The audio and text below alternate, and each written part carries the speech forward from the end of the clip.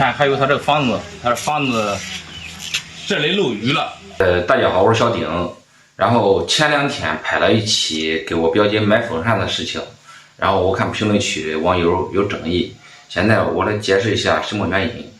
因为他那个房子，现在出现了有一部分出现了漏雨的现象，到后期也要把那个漏雨的地方要给它维修一下。还有就是那个室内，它那个线路走的也比较复杂，而且还有好多线路都是老化了。像后期的话，也要把那个线路给改造一下。还有它那个室内环境也是比较乱、比较脏的。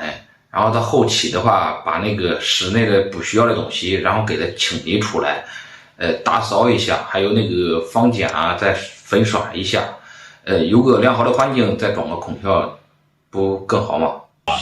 看，还有他这个房子，他这房子这里漏雨了，然后上面用那个被子，用被子盖着。那这边的嘞，这边的没事吧？这边不好事。啊，这边没事，这边不是也漏雨吗？这房子是不是漏雨都？我都让我让盖给刮掉了。我知道你盖的是不是因为它漏雨了？你盖的？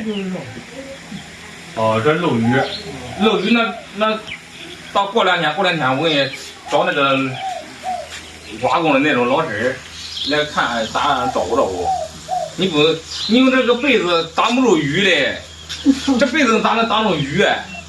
是不是的？你这种是瓦烂了还是啥情况？看看修有啥毛病了？你要都家拖地完了，我有找个人帮糊糊。对，到这2天吧，这2天看，因为现在这个瓦上滑，要刚下过雨，滑也不管站人。等到这2天这个瓦干了停了，快停了，然后找老师给上。你不要嫌麻烦，这一点也不麻烦。你，俺这能叫这2小时能过好一点啊？能。把这颜色这拜神也4万个样儿，真大的弄死。这是吃了可死吗？